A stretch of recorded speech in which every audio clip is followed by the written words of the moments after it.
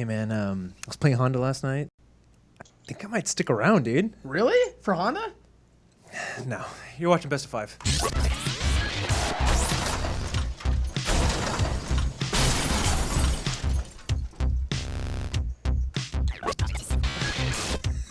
Hello and welcome to another episode of Best of 5. This is the post-Evo wrap-up show, and it's bittersweet for me because, as I mentioned, and if you've been following the show for any amount of time, you know that I announced that I'm retiring from the show. So this will be my last one. It's very bittersweet, and we'll talk about that later.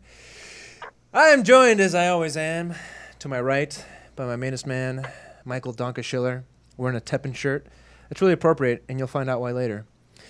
I'm also joined, as I always am, by this wonderful dais over Skype, John Velociraptor Guerrero. I always try to make it sneaky who I'm going to say first to see if Elon can click on the right one. And Steve, V-neck shirt, ace king off suit, Jurek, Lord Spreadsheets. Wow, real close today. Yeah, that's a whole lot of. It's almost like, what is it, Zordon, or what's the name of the Power Rangers? I was thinking the Wizard of Oz, but yeah, Wizard of Oz works too. Don't look at the man in front of the green screen. Anyway, obviously, there was a pretty big tournament this weekend. I don't know if you guys were watching. Some of us were. Some of us were not.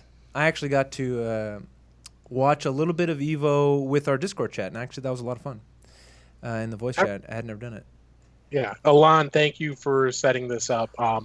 It was a lot more fun. Like, I was nervous because I was thinking, me too, like, dude. I clicked on it, and I'm like, oh, what am I gonna say? Like, do I need to be on? You know, sounds kind of fun, honestly.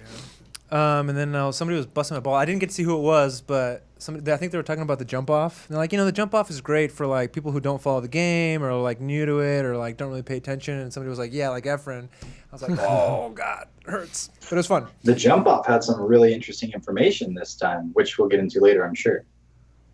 I want to know now. Well, nope. Before we do that, can we thank a few people? Yeah, how about we thank some people?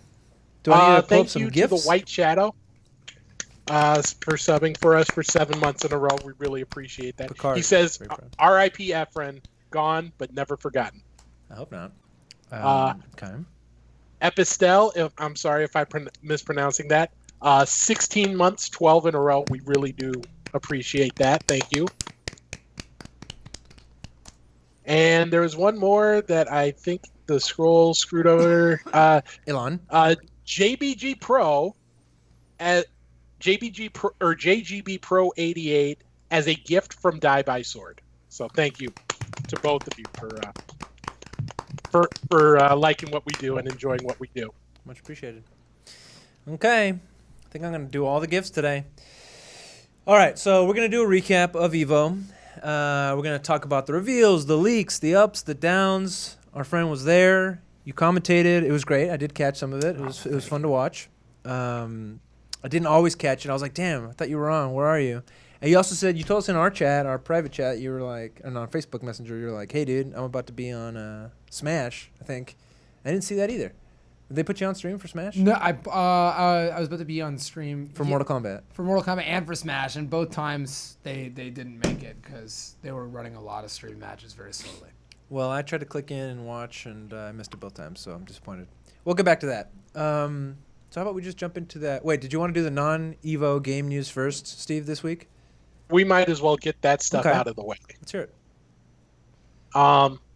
Well, we talked a little bit about Hero last week. Leffen, he took matters into his own hands. He created a petition to ban Hero from competitive Smash. It is currently at over 2,300 of the 2,500 signature goal. I think he's gonna get banned, dude. This was a thing in partial jest, I think, but he was very upset about the character. I think people have calmed down a little bit since he was released. He doesn't seem to be the best character in the game or anything like that. However, he will be legal for the first time this upcoming weekend at SmashCon. So I'm sure the first time a hero does so much as breathe on someone on stream, more people will sign up. Now, what's important is that change.org, fuck RNG, as it says there, is very important. If you get the signatures, it's law. I think it's in the It's law. Constitution. Yes, it is. So the character's going to have to be banned. I'm sorry, Yeah, guys. the White House has to respond to it, I think. That's the first and a half amendment, actually. This is going to be the first video game that Trump bans is actually just this character. Shout outs. Trump has to release a tweet about it. Executive order. Okay, so that was one hilarious bit of news. Thank you. Yes. And then we've got a not so hilarious bit of news, and I swear this is the last Smash thing we'll mention for a while. It's basically the herpes of fighting games, because this is the story that continues to give us gifts we never ever wanted. Captain Zack, it was recently revealed that during his relationship with Ally, who is now retired, he asked Ally to throw at least 2 matches. And because of that, he's gotten a lot of backlash. He is banned from competing at Super Smash Con this weekend, as well as 2GG's Saga events. So that's a whole thing.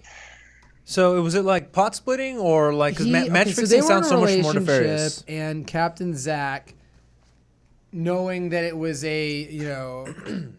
not a good relationship, and knowing that there was issues there with age and with statutory and such like that, told Ally multiple times that he had to throw matches because he didn't want him to make top 8.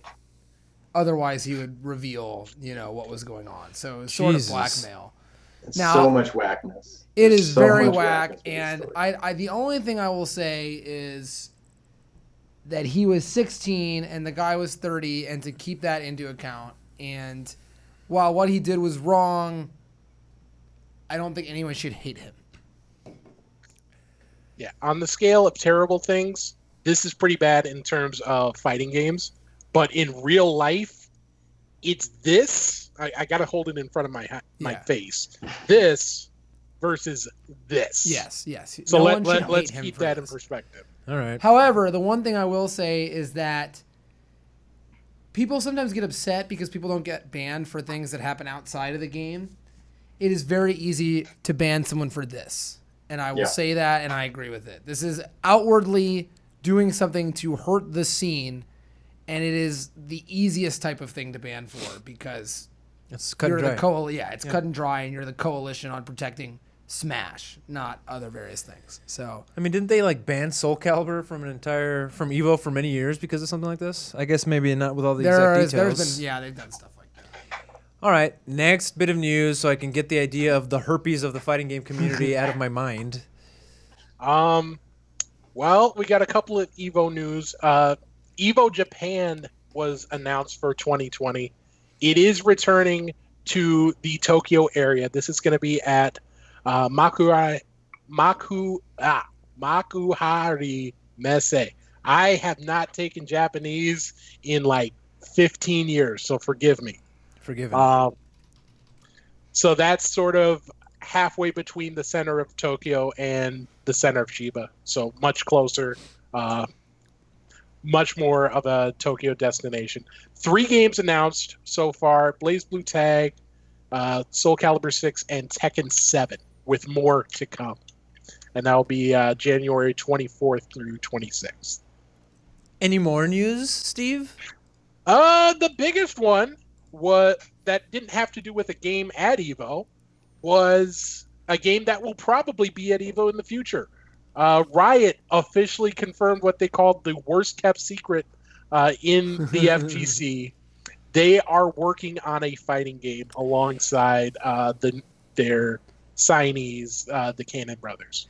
Now, But not Seth Killian. yeah, actually, I Sad. saw that on Event Hubs, right? I clicked on Event Hubs and I saw you. Was it you, John? You put up that article, right? Yeah, well, apparently, so the Cannon Brothers, for those that don't know, quick history lesson, because it's kind of cool. The Cannon Brothers, and they started up a company called Radiant Eclipse, and I think that was in 2014 or something like that. It was a few years ago. And then they welcomed Seth Killian on, and that team of 3 is responsible for Rising Thunder. Well, Rising Thunder came out around 2015. It didn't ever actually come out. It was just kind of like a beta that was really cool, and it was a super simplified idea of a fighting game that could basically kind of jump into like the modern times with like League of Legends free-to-play model and simplified controls, things like that. It was supposed to be more accessible to everyone, and I know that's a bad phrase around these parts, but bear with me. It was cool. People kind of liked it. It never kind of came to too much fruition. Riot, the creators of League of Legends, and that's actually their only game that they have at this point, bought Radiant Eclipse. And now we knew that these 3 fighting game like legends were working with Riot, and it's like, well, okay, so a fighting game is coming. Hence why they said it's like the worst kept secret. Well, we had never heard anything official on this until it was a Tom Cannon that brought it up during the Evo stream, and that was on the Jump Off, so that was cool. Oh, Jump that's Off what you meant. Got it. Yeah, there you go, full circle.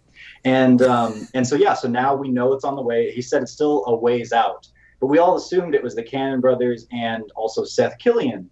And to an extent that's true because they've probably been working on it for a while. Don't know for sure, but Seth Killian I'm sure has already had a lot of input on it. But it turns out a few months ago, Killian reportedly has left Riot and went and joined Epic Games, which I hear are actually somewhat connected to Riot, maybe like a distant third cousin or something like that. But we don't know why, and I'm not sure exactly how long ago it was. But now Killian is with Epic. So Epic right now is their big dog is Fortnite. You might have heard of it. They gave $3 million to a teenager the other day. Just kidding. That teenager earned $3 million playing that game.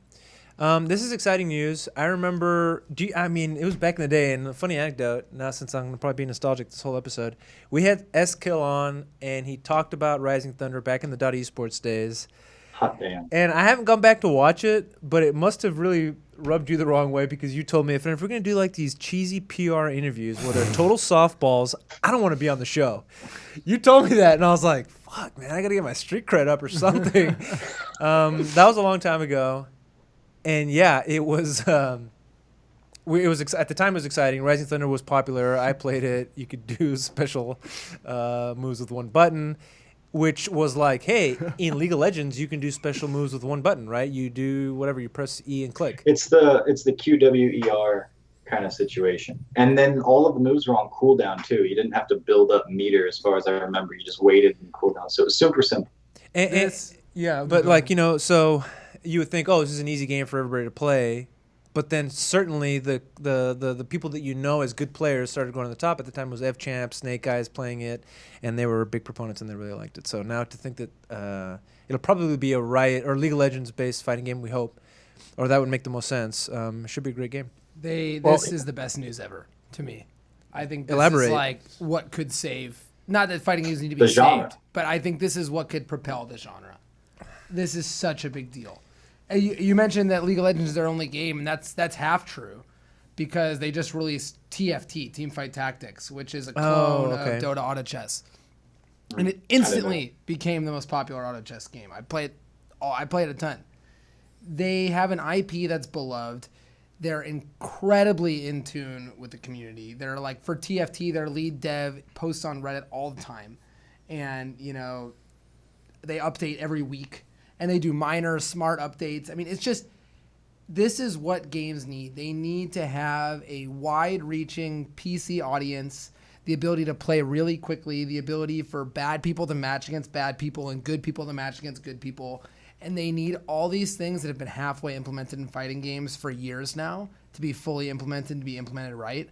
And I think this isn't only good because we'll be getting a game like this. I think it's good because it's going to force other companies to do this as well. I was thinking that too. Arxis has been releasing the same shitty online system for like 8 years now. The same terrible netcode that is stuck in the past with these awful lobbies that take 20 minutes to get from game to game because they can just copy paste it over and be successful. And I think they really need this push, and I think Capcom needs this push, and I think everyone needs this push. Now, I've seen I forget the name. I love like Arxis games. Skara or whoever else, like League of Legends streamers, throw on Tekken, and that does not then convert a ton of League of Legends players into fighting games. No. I think that there's some wishful thinking potentially. It's got to be the game there. Itself. It's not that I think the game has to be really good. But fighting games are hard. I trust them to make a good game, and I trust them to make an easier game that's easier on its base and still hard when you get into it. And when people say fighting games are hard, I don't think that they're saying that necessarily, not always, that they're technically difficult to play. I think that winning at fighting games is hard at a high level. Right. regardless of if it has simplified mechanics or one-button moves. So I'd be interested to see if it's as successful as it could potentially be. Yeah, no, so am I. This is definitely a harder task than I think the games they've done before. I mean, Riot's known for kind of taking genres and taking games and converting them to their own game, right? I mean, League of Legends is Dota, and TFT is auto chess.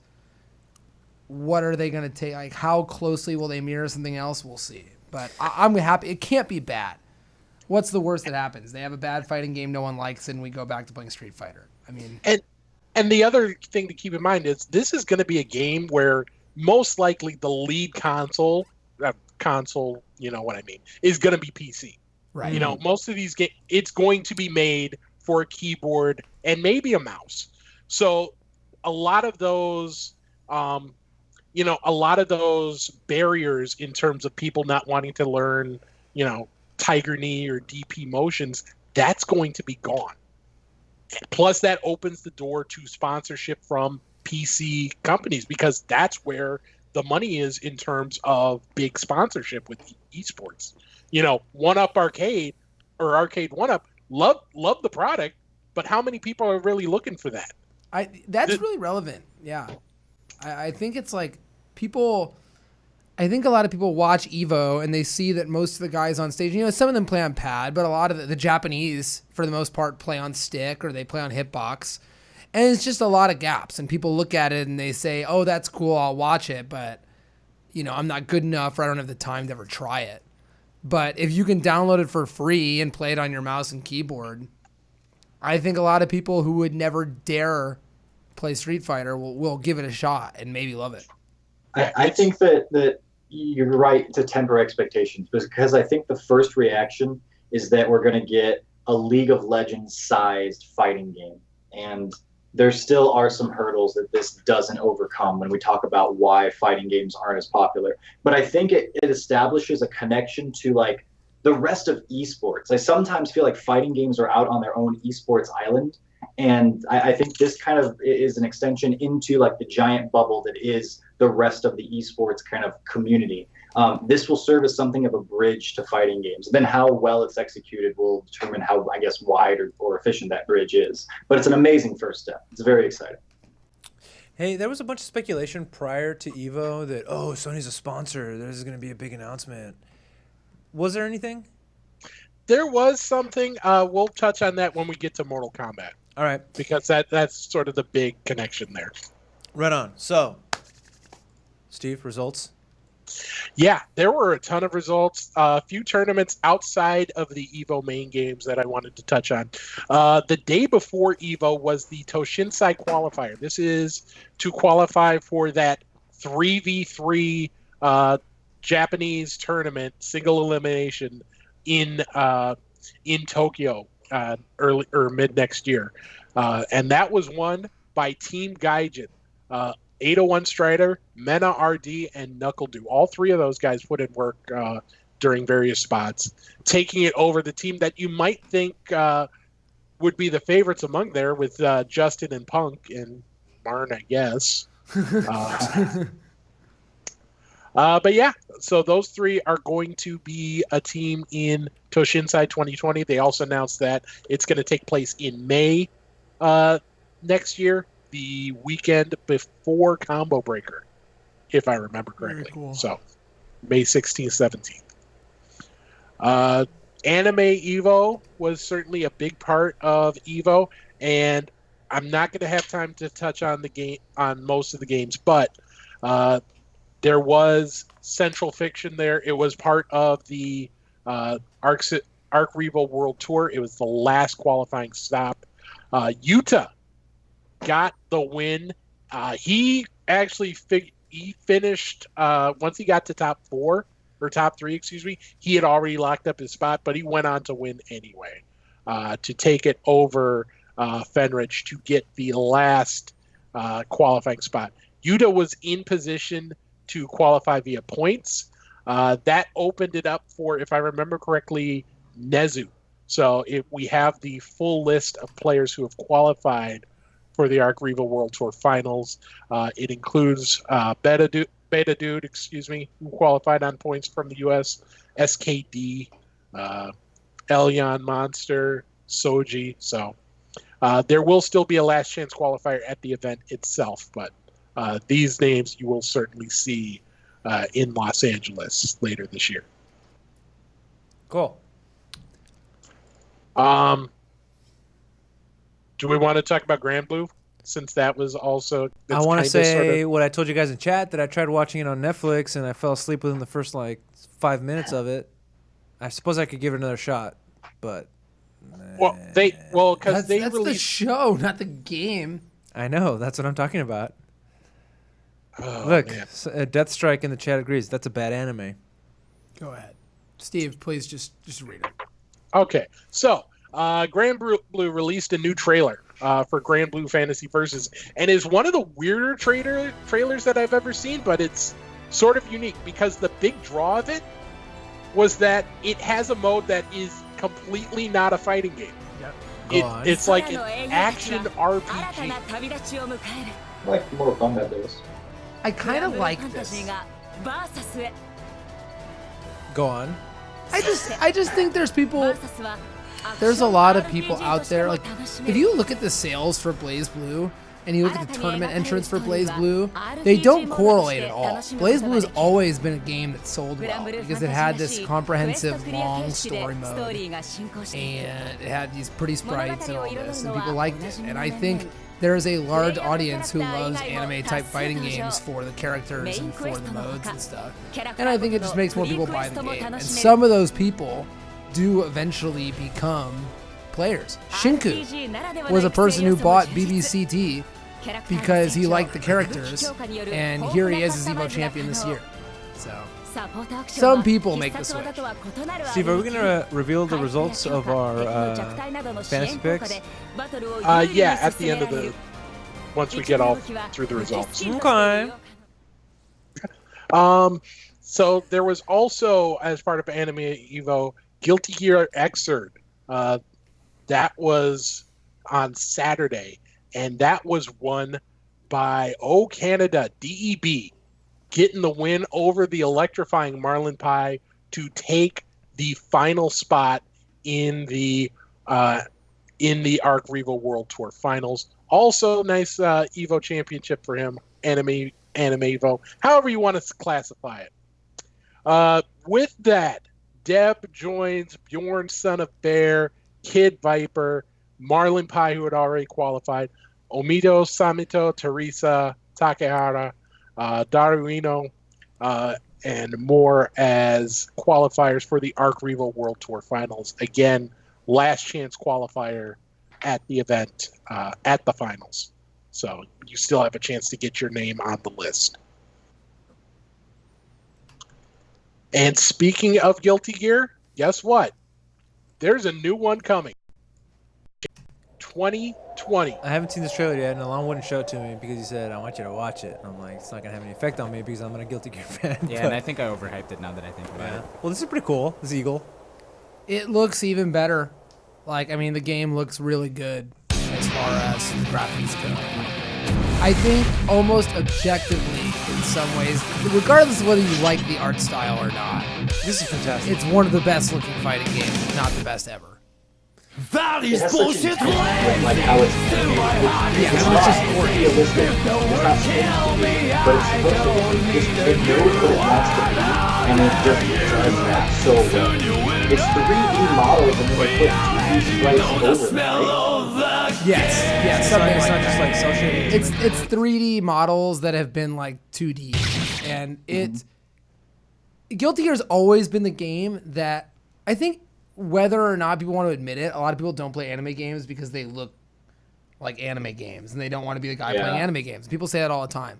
And I think Guilty Gear's always been the game that bridged the gap the best. And people think Guilty Gear looks cool regardless of where they are on the anime spectrum. And this doesn't change that. It only makes it even better. Hey, Alon. Yes. People are saying that the trailer volume's a little bit high, and also I'm disappointed that your microphone is not on because I'd like you to be a part of this. My microphone is on. Oh, okay, And I think nice. they said it's coming out next year, right? It's not that- 2020. Yeah. So Okay. I'm excited. I'll give it a try. I've never been a huge Guilty Gear guy, but will always try a new game. Okay. Do we have any other results, or was that was it for the recap, Steve? Yeah, we're done. We're done. So let's just go over the main lineup games, starting with the one that ended on Friday, Soul Calibur 6. And it was Japan who came over and got the win. Not a big surprise in terms of Evo itself, but Utoto got the win over Blue God. Skill from France getting third. Woes, who knocked out my pick, Linkor's RIP the Dream, getting fourth. Kayane, how long Hell she's yeah. waited for another chance to get, and last time it was there, she got ninth. So for her to actually get top 8 and make the stage was a really nice moment for her. That's great. Any other news from Soul Calibur? Yeah, there was a couple bits of news. They announced a new character who was Returning coming character. out the next day, or on Monday. Is already out. Cassandra, returning. Yeah. So That's my she is girl. there. Also some quality of life improvements, including the ability to disable your character's customization appearance. So if you don't want to see dick monsters, Lizard you don't have to dicks. see Come on, dude. lizard dicks. Excuse me. Dude, this character is so beautiful. I love her. Yo, but what's Yeah, the deal? right? Like, isn't she just like young Sophia? Yeah, but Sophia is ugly. Is that how sisters work now? They're just young. They're not versions of the sisters. other No, ones? isn't she No, Sophia's she's daughter? Her sister. She's her sister. I and need a she's fact the- check in the chat, she's- please. It's her sister. Man, It's screw you guys. definitely her That was sister. her dog. daughter.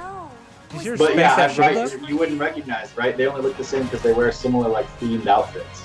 I This thought girl's that was beautiful. like, Sophia Jr. There's another character that's like a clone.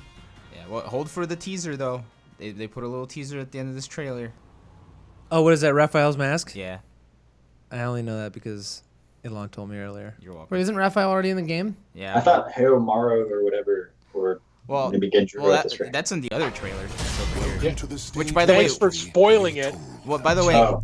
this was the coolest, like the best bait of Evo, aside from the one that was not so great. Where Okubo comes out and he's like, well, everything has a beginning and an end, and unfortunately we reached the end for this one. Check this trailer out. And everybody thought they were gonna end. Soul Calibur? It's yeah, over. like they were gonna end support for the game, but it turns out he was just talking about ending season 1. Got him. The only reason that works is because of how often that fan base has felt burnt over the past few months.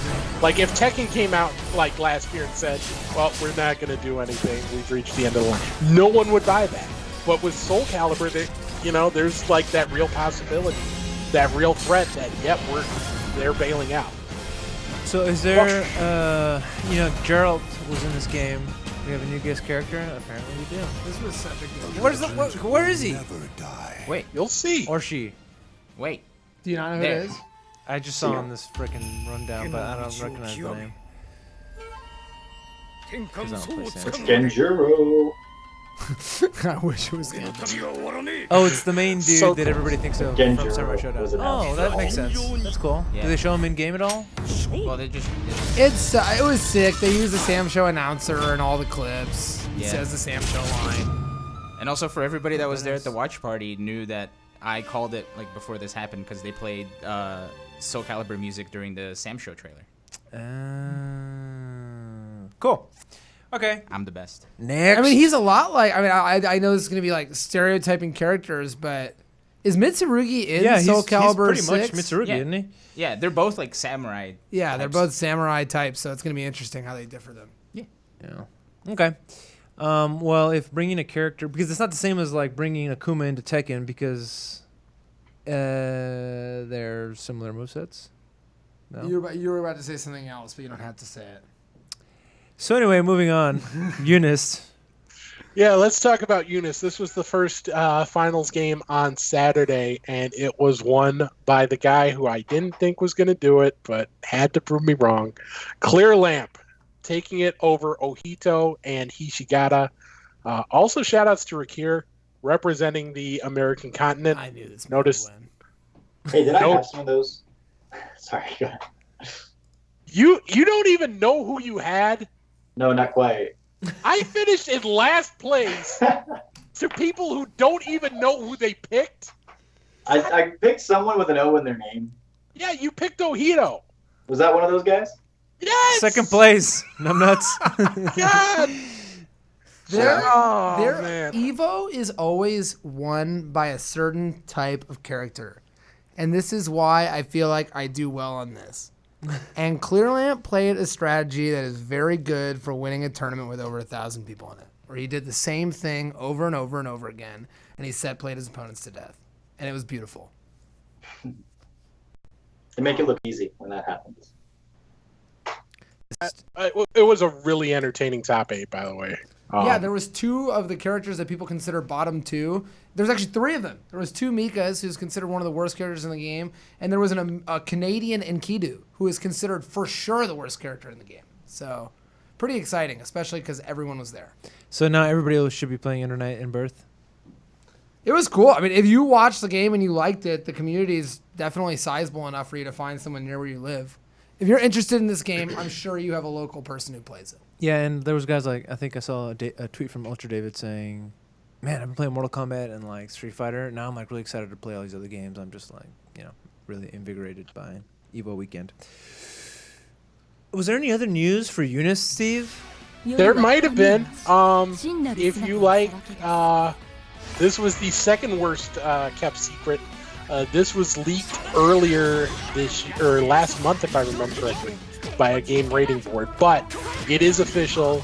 Uniclear is coming in early 2020. And they have a brand new character. I forgot how to pronounce his name. But he fucking freaks people in a T-pose. Prove it. Is it in the trailer? Yes. It's Ice-T. No way, Ice-T.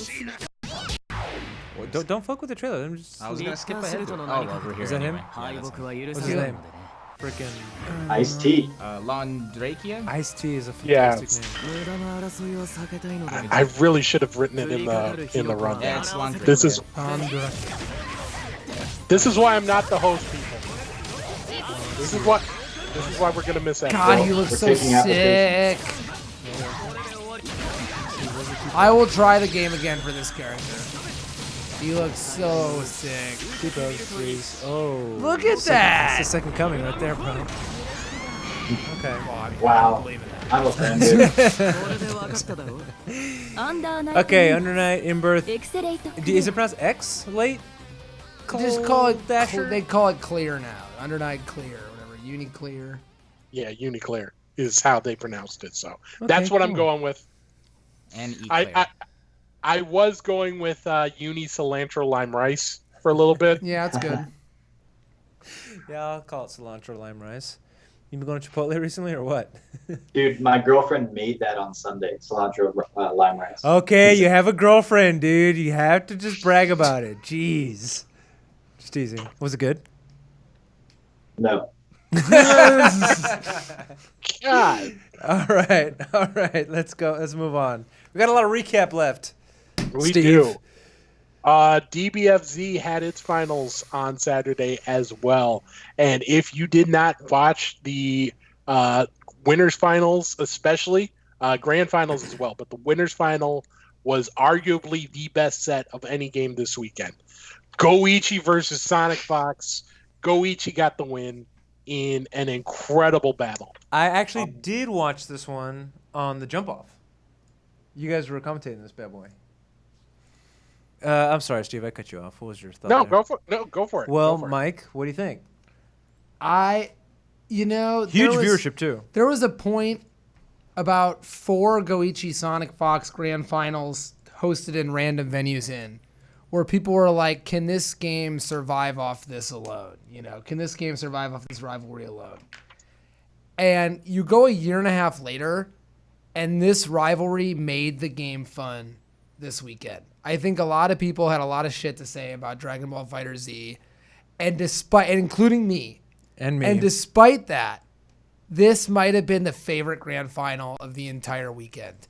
The story, Goichi finally prevailing, Sonic grinding again, how close it was, Goichi's emotional reaction to winning. Yeah. everything about this grand final was just awesome. And you didn't have to be a fan of the game. You didn't have to know a lot about the game to see how close it was, what it meant, and the tension and the excitement. And it was just awesome. It was like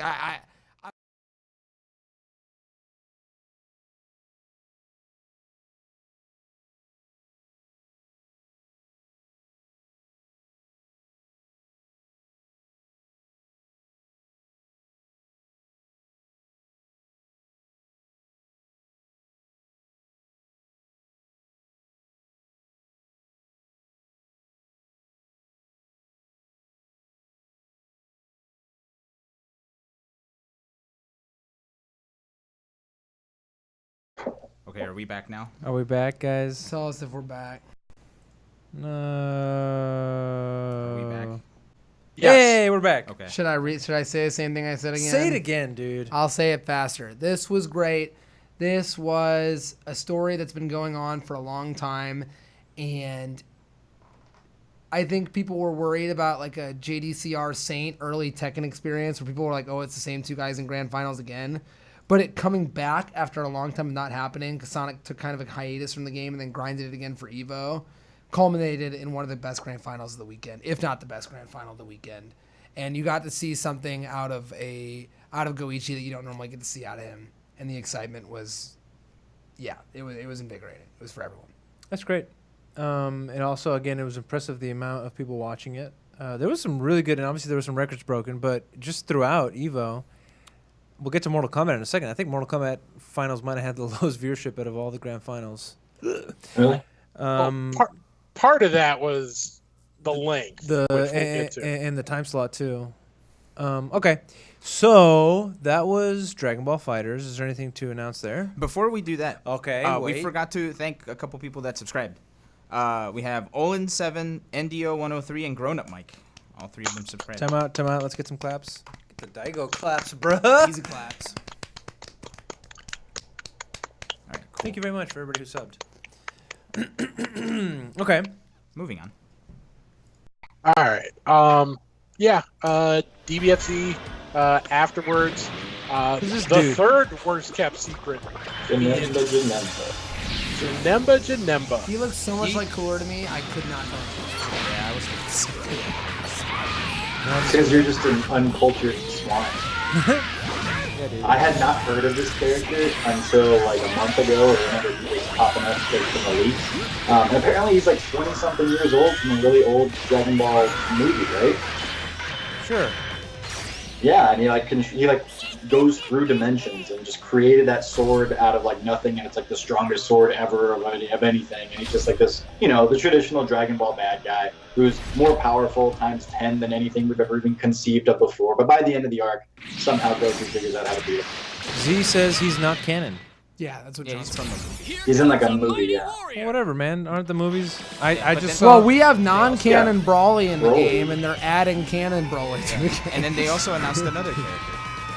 That's already. Isn't Gogeta already in the game? No, Vegeta's in the game. They're totally different. They fuse differently. One of them's got the earring. One of them fuses by dance. I like this one better, so this is my guy. seems cool. I liked him. He was cool. Did you do? And one of these wasn't canon either, right? Is one canon This really not? one's from the newest movie, and he has a lot of his moves are like ripped straight out of the newest movie. But in Dragon, like something that people have forgotten in all the shitting on Dragon Ball Fighters is how amazing the attention they took to the movies and to the anime Yeah. and to the manga was. Oh, sure. And how like every pose and every move and every reference to a move in the game is so connected to Dragon Ball itself, and this character is no exception to that. Cool. Okay, next. Next up was Sam Show. This was a game that I talked about being a pivotal one for the game, simply because of that tournament with 6 Genjiros in top 8. We only had 4, but it was a Genjiro who came out on top. Infiltration got the win over Kazunoko, who is not from the U.S. We're trying to claim any win we can here, people. Yeah, Justin that was a Long, real third. triumphant return, wouldn't you say? Yeah, we'll get to that in a second.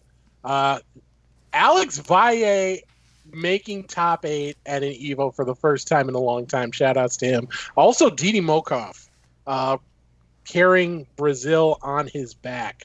Great performance from him. But yeah, this was an interesting tournament. Gameplay wise, it was incredible. I mean, Infiltration just felt like he was on another level. Especially that double, I think it was versus Kazunoko, wasn't it? Where it was effectively double overtime. Yeah. Yeah, where he popped it at 0, and then to extend the time, and then right as that was about to run out, Kazunoko popped his, and it was just incredible gameplay from pretty much everyone you saw there. This, and I know I'm talking about every game after it happens. That's what we want. I don't think this game's dead. I really don't. I don't think it'll be Street Fighter or Tekken, but being there and, making it through the first round of pools and getting there, everyone who made it past the first round of pools was like a great fighting game player from another game who was talking about how much they liked this game. Everyone who was there, it was just a who's who of fighting games playing this game because it's simple to play, it's easy to get into, and it boils down the skills that are important in fighting games, footsies and patience and making reads, into an easier package. And it really did that, and I think it did that pretty effectively. And the balance sucks ass right now, and no one's going to deny that. But if they can fix the balance up, I think even if it's just because they're going to the tournament to play Street Fighter or they're going to the tournament to play Mortal Kombat, those guys are going to keep entering this game because it doesn't take that much upkeep. It's not that hard to play Genjiro. It's hard to win Evo. It's hard to beat good people with Genjiro, but it's not hard to remember your combo and to remember your mix-up and to remember how to hit the buttons. And so I think people who come to tournaments for games will continue to enter this for a very long time. Z says, could this game get that many entrants without the big pot prize? It probably helped, but, I don't think it was the difference maker. I mean, this was a game that, like you said, it's easy to pick up on the side. So if you want to give it a shot, if you want to give a second game a shot, this was the game. This was the game to do it for. I also want to talk about how the Genjiros play differently. You assume with four different people using the same character, you would see the same play style over and over again. And the character was literally in every match but one during the top 8. But you had one person who was doing nothing but fireballs. You had Kazunoko, who was basically you could probably count the number of fireballs he threw out on his during the entire top 8 on one hand. Yeah, it was just great. It was good variety within the span of one character. Yeah, cool. I think what Donko was saying earlier too, just that the FGC seems to be really loving this game, even with its faults as far as balance goes, which is interesting because usually stuff gets, well, maybe not. It's really early and it's kind of expected, but it seems to be true enough to like the older formula that it really works for the old school guys. You see people like Baye still like excitedly playing and getting top 8 at Evo. That's a pretty cool look. But a lot of the new people are excited to jump into it as well. And so I think that it might not, I'm not sure how much of a flashy show like that ESPN wants to pick up it is, or it has been, especially if you have a repetitive, Genjiro problem. But the FGC seems to love it. And if they're loving it, then I think it stays alive at competitions longer. Maybe even more efficiently than if ESPN kind of loved it. Small anecdote. This was my first ever time I made someone rage quit at Evo. I was playing versus a guy the first match of round 2 pools. I pit Genjiro, and he says, fucking Genjiro, fuck! He plays one round, and the second round, because I don't know how this guy made out of pools, I instantly power up, and I instantly do the Isen, because he was just yelling and muttering under his breath the whole time, and I thought it was funny. And I hit him with it, and he just puts down his stick, unplugs it, and leaves.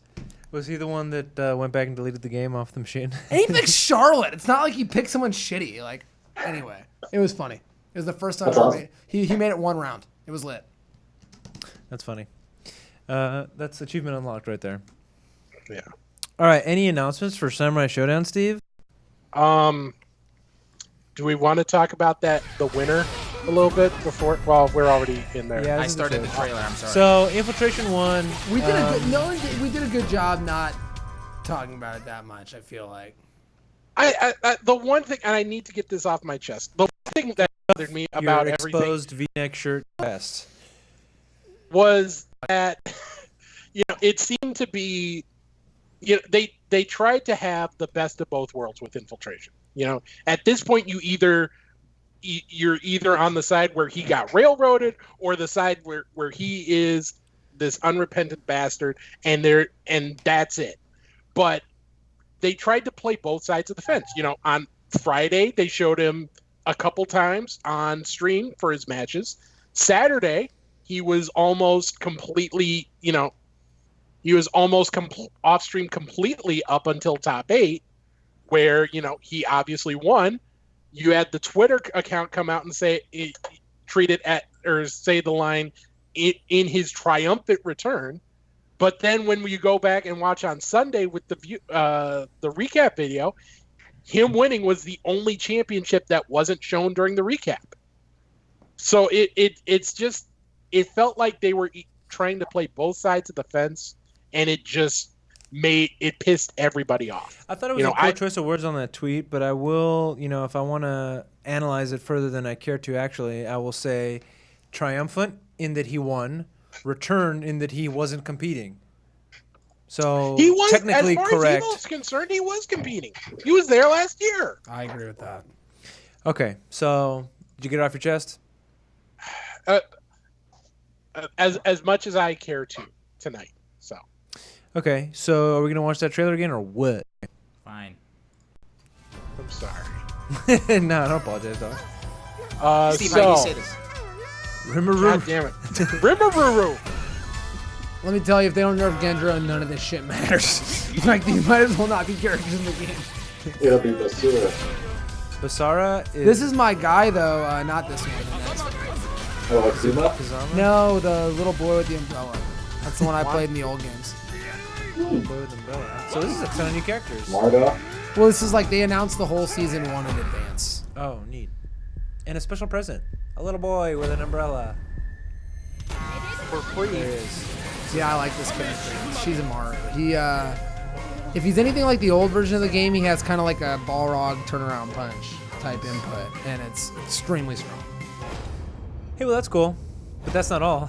Samurai Shodown does your character popularity poll first place. Mina Majikama? Is she just an old Central character? Waifu number 10 for Elan over here. Oh, yeah, because I have Got him. Okay, next. There is also one still image that SNK showed off. If you want to put that on screen, there it King is. Fighters No way. Kinsei. It is in production. No release date, no gameplay footage, just a logo and acknowledgement that they're working on it. But for a lot of people, that's all they wanted. That's all they needed. Well, this is way better than the KOF 14 announcement, which was when they had like the weird looking Kyo they later scrapped, and it looked fucking terrible. And For people PlayStation 1. thought it was a joke. So I mean, I'd take the still image over that. And I'm excited for this. King of Fighters is my favorite fighting game series, so I hope this is good. Wow, I thought it was Smash. I do think expectations are going to be a lot higher this time around because last year, or last time with 14, they were the little studio that could. And their graphics not being bad was because it's a small team. They're trying their best, but now they've got some success at their back. They've got some big backing. So I do feel that people aren't going to be quite as forgiving of missteps if there are any at launch. But let's hope they take their time, get it right, and put out a great game. I didn't mean to laugh during what you were saying, Steve, but I just remembered the block grab that I have prepared for you guys, and I laughed. He's been laughing about that all day. I'm sorry, but Sam Show, regardless of why it happened, Whether it's because there was money in the pot, whether it's because it's an easy game, whether it's because it was announced before Evo. Sam Show having like over 1,500 entrants and a top 8 of like 8 of the greatest fighting game players of all time is a good look for SNK. And it's a much better start for KOF 15 than KOF 14 kind of coming out of nowhere after all they made was gacha gambling games in Japan. So they have a lot more to work with, and I think they have a lot more to tell the investors and to tell the higher ups of the company to give them some money for this game, and I'm hopeful. Zalbag, thank you for subscribing for 20 months now. And thank you to JGB Pro 88 for the kind words. Yep. And Digital Sword for subscribing for 3 months a little earlier. Thank you, Digital Sword. I was ready with some Giffaroonies. Here we go. This is for Digital Sword and who else, Steve? Zalbag Babs. Beowulf. I really have no idea how to pronounce that. I've tried every single time. All right. Where we going next? I skipped something for the Guilty Gear, or not Guilty Gear, but DBFC. They finally announced the full schedule for the World Tour. Hey, neat. Oh, cool. So yeah, there it is. Thunderstruck no more in events Monterrey, in Mexico. the U.S. Cool. But there are events in Mexico and Puerto Rico if you want to get your travel on. I always threaten to go to Thunderstruck. I'll go with you if you go. Well, Monterrey is where my entire family is from. I was born in Texas, but my family's from Monterrey, so I would love to go. If you're down, I'm down. I'm down. Can we stay there with your family? Yeah, why not? That'd be great. I'll come too. Sorry, there was Don't hit it towards me. There's a spider coming down on a web in the studio here. Don't worry about that. Oh, I wish you caught that. I was about to turn it over, but he hit it. Now it's probably in my hair, and I'm scared. Okay, moving on. Mortal Kombat 11. Mortal Kombat 11 closed out the night on Saturday, opened the day on Sunday because goddamn that took a while. It ended the way a lot of people thought it would end, with Sonic Fox on top, taking it over Dragon in the grand final. Tekken Master making top 3 as well, part of a big weekend for Middle Eastern players, which we'll touch on a little bit later. But yeah, it was a long day for Sonic Fox. He had that draining tournament in DBFC, and then came back, played his semis in Mortal Kombat, played the finals in Mortal Kombat. That tournament literally went 3 hours and 40 minutes, that top 8. What was it scheduled for, Mr. It was Spreadsheets Lord? They blocked out 3 hours for it. Like, it was end of the night, so it had some room to go over. But there was like a 22-minute break in there, and then another 15-minute break later. I don't know if there were technical issues, but either way, gameplay alone was like 3 hours 30, which was just absolutely draining. I have a weird aside here based on watching Mortal Kombat 11 and following Sonic Fox on Twitter. Did he out Dragon on Twitter? Because he was like, it's the battle of the gays. No, Dragons, no. He's been out for a while? Yes. I had no idea. And I was like, wait, Sonic Fox, that's not your information to share. Yes. It's been out for a long time. Okay, well, now I know. Well, I think the tradition is to tweet it out after you win tournaments, and Sonic Fox is just not giving them a chance to, as of late. Yeah. That came off as much more mean-spirited than I intended that to be. I didn't take it as mean-spirited at all.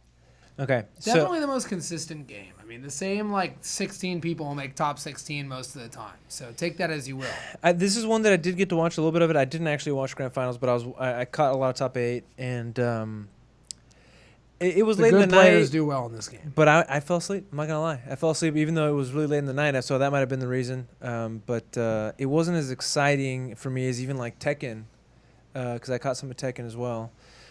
Does this game have a problem in not being the hypest of games in an era where we need hype-ass games? It's an NRS game. But it's a new NRS game. I think it's exactly where NRS games usually fall. I think the bigger issue in terms of this discussion is everything being 3 out of 5 for top 8. Yeah, what and it's the just hell? Just the pacing of it doesn't feel like it needs to be 3 out of 5, but you can't put that toothpaste back in the tube. Injustice got to that point. They decided Mortal Kombat needed to be there. And it's just, and I will say this. I had gotten up early on Saturday. I made it up to, because I got up at like 7 my time.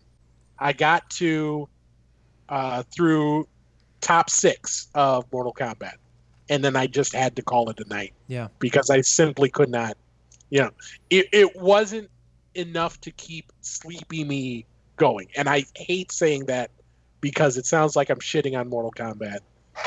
And I kind of am, unintentionally. But has this been a general sentiment amongst the community, though? Like, have we seen a lot of people talking about this, or is it just kind of first coming up here? I'm sure other people might think this, but I'm just saying it because I felt it.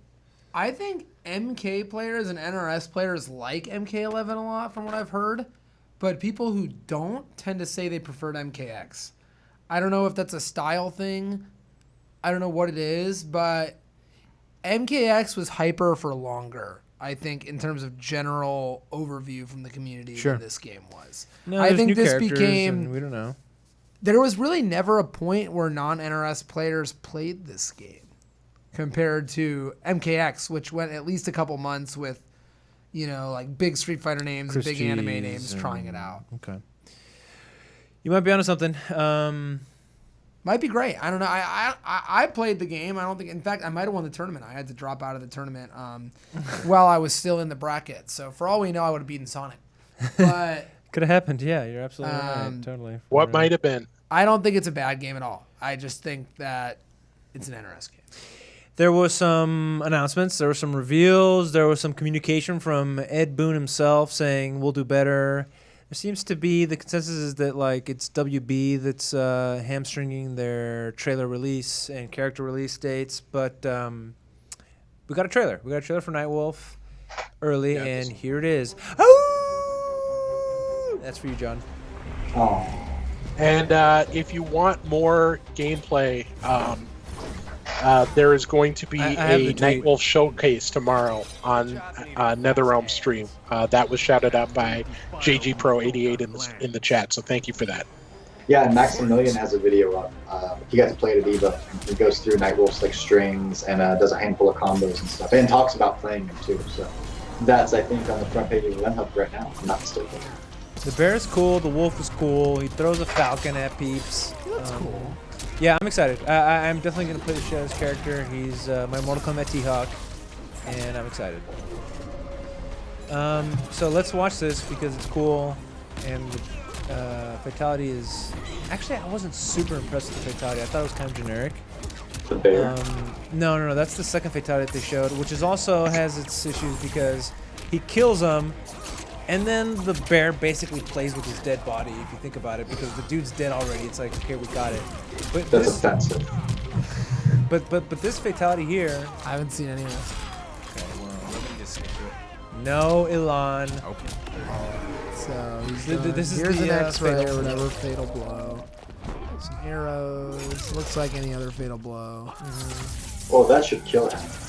Well, a lot of things should kill people in this game that don't. That was the joke. Oh, got it. That one looks a little Okay, shorter. Okay, here's the which I fatality. Peep appreciate. this. Okay. Look at this. He just unzips from the front. Oh, fuck. And then, This is he, and a then pretty. he cuts his heart in I back. agree. That's a normal fatality. Like, it's That's not like Nightwolf uh, specific. No, yeah, I agree. I don't like that. Either way, I'm Nightwolf excited for has him. had And some this lame ass fatalities. winning pose here where he just screams into the air and then it transitions I like to the that one. badass, dude. That's cool. That's Now, probably the coolest. how cool winning would it pose, be- other than collectors, which are all the coolest? Collector's neat. How cool would it be if Nightwolf had a alternate costume where he's wearing like the three wolf barking at the Three Wolf howling at the Moon shirt? Yes. Yeah, that'd be cool. That'd be pretty sick, right? Hey, but to what Steve was talking about, this tweet here from Tyler Lansdowne. He says, not only do we have a look at Nightwolf tomorrow, we will be going over a selection of the upcoming balance changes we might go along. Hashtag Codal Collector Con. I mean, that's my character. Codal Con's mine. I got my ass bopped by a Shao Kahn online. I was like, oh, I'm going to mop the floor with this guy. It did not work out that way. I think that means Shao Kahn might be getting buffs too. Probably. Correct. Shao Kahn. Yes. Those are three of the worst characters for sure. Okay. Mortal Kombat 11, one of 4 launch titles for PS4 Challenger Series. Steve, you said that this was the Sony connection. Yeah, so Sony announced right before Evo a partnership with ESL Gaming to bring PlayStation tournaments, PlayStation connected tournaments to a few of their games. The list includes FIFA 20 when it comes out. It's also going to include, I forget the, here's the initial list so far: Battlefield 5, FIFA 20, Warface, and Mortal Kombat 11. And the first tournaments actually started today. Oh, sick. So you can actually sign, here's something that I really like. You can actually sign up for the tournaments from inside the game itself. Which I think is a really, really good chance to bring in some fans who might not necessarily seek out that. Yeah, and I played a little Mortal Kombat over the weekend, and there was like an announcement, full screen, basically text slide that said, "Hey, Evo's happening right now. Hit here to go over to Twitch." So that was neat too. There's a lot more integration to the esports scene in general within the game, and I think that's as you said, a step in the right direction. So, yeah. So basically, prizing. There's 3 stages. You get in-game currency. You get time crystals if you are in the top 32 of the second stage. If you make it to the final stage and win, you also get a trip to NEC later this year. So, sponsor trip. You also get 1,000 cash. So. Why wouldn't you do it, is what you're saying. Next, we're already past the hour, and we still have 1, 2, 3, 4 games to get through. So, BB Tag, please. BB Tag, this is the Sunday game. And it is a rare sight. Anime game, Evo main stage, won by an American. Shinku representing the TX, making it over Domi in the grand final to get the spot. Shinku continuing the tradition of players clinching that Arc Regal World Tour spot and then still going on to win the final. Base, another USA player, getting top 6, so congratulations to her. She has also clinched a place in the Arc Regal World Tour finals. If we take a look at the names, your band Koji Koge getting a spot, as well as Tomorello, Domi, Gouda, Kyame. I have heard that Wien from Korea is scheduled to do some military service, so he may be replaced in the field, but not 100% on that. But it's coming from Blue, who's really in touch with that scene, so I would assume that info is good. And then after the finals, we got a peek at BlazBlue Cross Tag 2.0. There's a lot to take away from this. Sengan Basura is the next fate. It's included in the game. Sengan Kagura. All right, you know what? I just know it has whatever. Here, you get a tank. All right, I don't care about anything else. This is the only thing that matters. You get to play as a fucking tank. I can't believe they added Blitz Tank. This is the most insane announcement ever. So this is a character from the same series as Akatsuki from Unist and Akatsuki Blitzcom. A horrible doujin game that I love with all my heart, where the Japanese rewrote history and decided they were fighting against the Nazis. If only. And yeah, it's fun. That's a sick ass looking tank though, man, with a big old spooky skull face on it. If I were to play this game, that's the only character I would use. And then there's Neapolitan from Ruby. 5 more characters to be announced later, but none of them are tanks, so it doesn't matter. Agreed. That's a good point. Blitz Tank sucked in Akatsuki Blitzcom. It's going to be interesting to see how he fits into this game. He's so big. Yeah, I feel like he's either going to be really good or really bad. Like, there's going to be no... That's usually how these characters end up. Yeah. I mean, Abigail was pretty good, right? Shinku winning was cool, man. This is the first time I've ever gotten to see like someone I've played with all the time win Evo. That's cool. And I'm not super close with him or anything, but like this one hit different for me, where it's like, wow, like I've played that guy all the time. I've beaten him sometimes. I've lost him other times. Like, and he just won Evo, and he won it convincingly. So awesome. Right on. Arc River World Tour finalists. Are we gonna go through that? We already did. Okay. My bad. Space dive. CPT Evo 2019 Super Premier Event. Yeah, and Space Dive, thanks you for the Oh. subscription. Wait. Okay. Get the doubles. That's a double, bruh. Thank you, Space Dive. So, Street Fighter V top 8, the second game on Sunday, and it was won by Bonchan, getting the win. Damn it. Yes. Even though Oh. that affected my my picks, well, meaning in that it wasn't my pick, I was still really excited to see Bonchan win this. I had Big Bird. Well, Man, I am just so happy for Big Bird. Just seeing him go through all the grinding that he's done over the past few years, to see him not only make top 8, but get all the way to fucking grand finals. I know it sucks to get that close and lose, but this man finished second at Evo. How many people can even say that ever? It was an amazing performance from him, as well as for the world champion Infectious. dude, that was. Come on, man. Like, I get you have to be prepared and you have to have those pre-made, right? But you could probably have, I don't know, because it comes up on preview first, right? Like, I'm sure It wasn't the even the guys- guy in grand finals too, which made me. It would have been one thing if they'd like clicked the wrong one and they had 2 right there ready to press, but Infectious was weird. Yeah. But, And like congratulations they to pulled Infectious. away, the big camera shot to show the crowning moment, and then it's just man.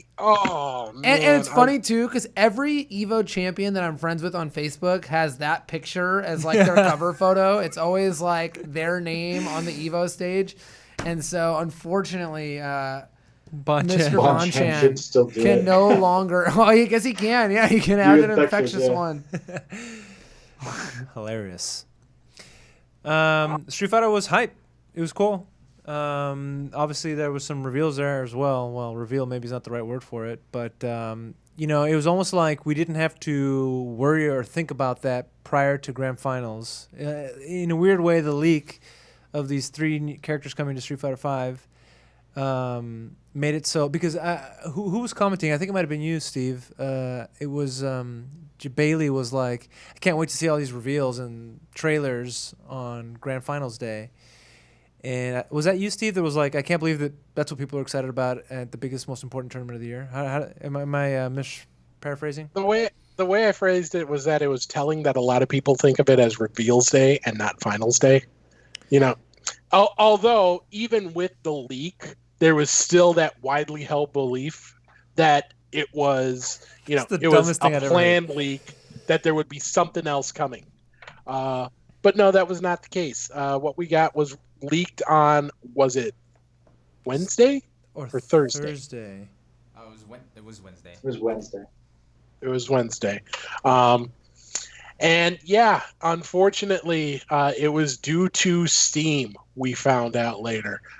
They did go public with a statement that says, quote, and I'm stalling for time because I can't pull up the... I'll read it for you here. Steam, on thank the you. early release of the Street Fighter V Evo trailer, quote, on Wednesday of this week, there was a mix-up in the publishing process at Valve that caused a Street Fighter V trailer to go live on Steam ahead of schedule. The trailer includes the major reveal of Poison, Lucia, and E Honda as characters joining the fighter roster. It's regrettable and unintentional situation, and we have already implemented measures to prevent this error from happening again. We are fans of Street Fighter ourselves, and we're super sorry that we took years Dog, off they Ono's finally life. didn't fuck up and someone else fucked up for them. How much does that Cursed. suck? They're It's cursed. like the first time they didn't fuck up ever. And then somebody else fucks up for And it. someone else fucks up.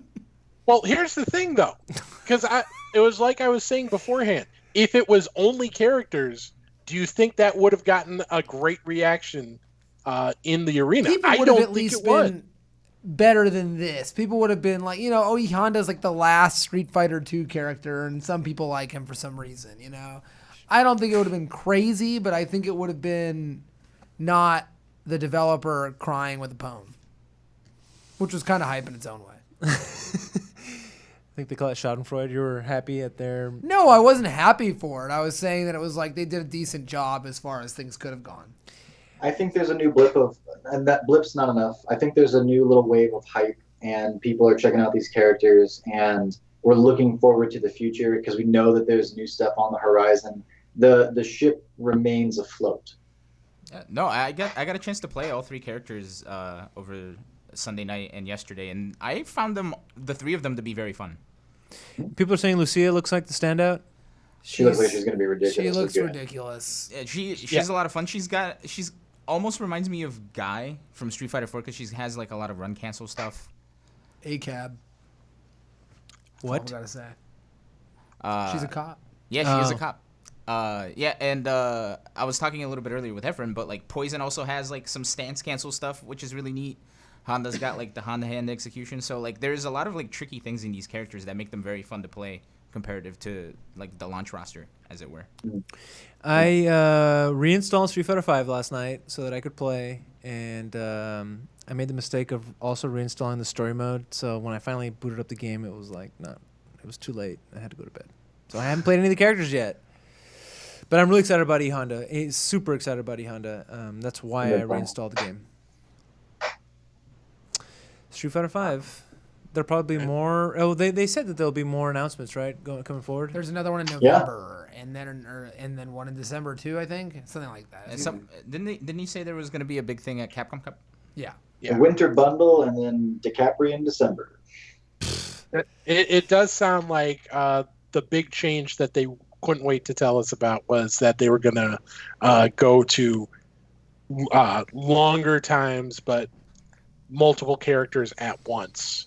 3 now, 3 later, which if that was always going to be the plan, that would have been fine had they said so at some point over the last 8 months. Yeah, we won't ever understand the inner workings. And I think even if you were able to corner one of the guys that's on the team and ask them, they'd be like, no, this was the plan all along, and this has nothing to do with, Team USA and Team Japan, having differences of opinions. Not like I had that on record from Hans or anything like that. Okay, so next game. Tekken. Good ass Tekken. Mm-hmm. That phrase is going to come up later for reasons. Shouts to Pakistan. Arslan Ash. It is no fluke. He's the king right now, and the scary part is he says he's not even the best player in Pakistan. Wow, is that for real? He fucked me up too. He beat him bad. Yeah, it was rough. It was just an absolute wall of pressure. It was almost the least exciting EVO finals because he just beat everyone so bad. It was like insane. But in contrast, though, like the losers final was like the best fucking thing ever, in my opinion. And the grand final where he made those 2 random switches because he said that he felt like he had to make big guesses and take big risks to beat Arslan Ash, and it turns out that might be the case, but it didn't pay off this time. It was exciting, but it was just absolutely mind-blowing to see how badly he was he just didn't let Nee do anything. Like Nee would get a couple of rounds like off of big explosions where he could take it to the wall and get 70%, but those are just so few and far between. And it's just that's Nee. That's usually Nee doing that to the best players of America or Europe. To see someone do that to him is just absolutely it continues to astound me. Yeah, isn't that what we mentioned in the chat when we were watching? Is that Nee was doing this to Anakin like not 20 minutes before? This is a legendary thing that happens in fighting games, but this time it actually came true. Both Ultra David and Fubarduck have separate stories of Pakistani immigrants to the U.S. telling them that Pakistan is the best at fighting games and that they kick everyone's ass and that they are by far the best at Tekken. And, you hear these things all the time, and Florida used to say that about Marvel, and, this like, it's really true. And, like, if if this dude really beat Knee that bad and says there are players that good there, you have to believe it to some extent, right? You have to. And it's also exciting about where Tekken sits right now. It's like, damn, we thought we had already hit like peak Tekken 7.